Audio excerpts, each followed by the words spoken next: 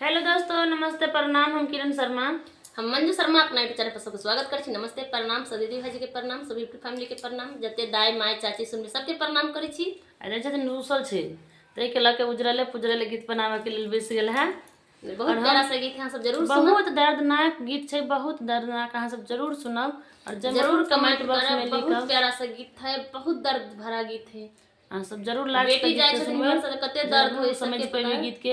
हमरा सब सामा के मिथिलांचल में तो समदाउन खास गावा कर गीत बेटी विदाई में जरूर गायल जाय छे। आ सामा विदाई होय छे तभी, और चाहे बेटी विदाई हो तो जरूर गीत गावे छे। अहाँ सब फूल वाच करके जरूर सुनब, प्यार आशीर्वाद जरूर देब। बरहे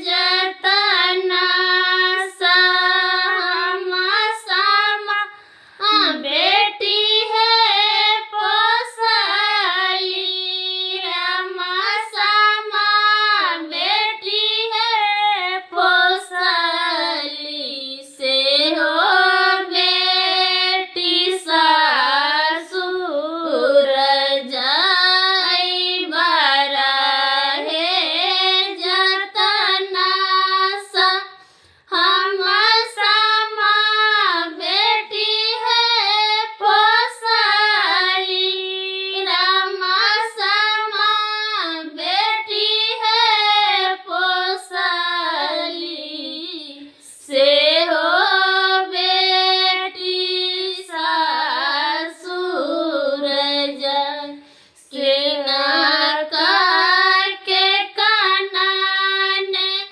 जामुन माल दी है भरलई, जामुन माल दी है भरलई, की नाका के कानन हिलोर, की नाका के कानन जामुन माल दी है भरलई, जामुन माल दी है भरलई, की नाका के कानन हिलोर, की नाका के छतिया पाथला भेला है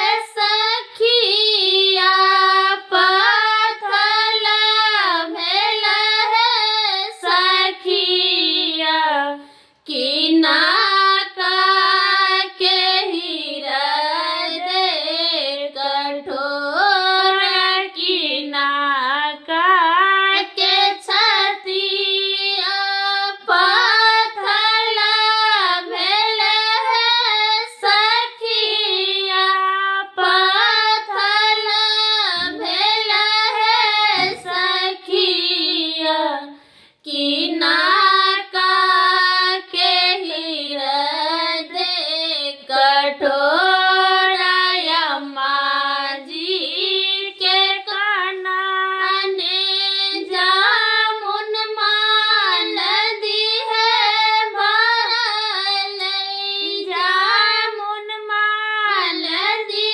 है भरलई, बाबूजी के कानन हिलोर, अम्मा जी के कानन जामुन माल दी है भरलई, जामुन माल दी है भरलई, बाबूजी के कानन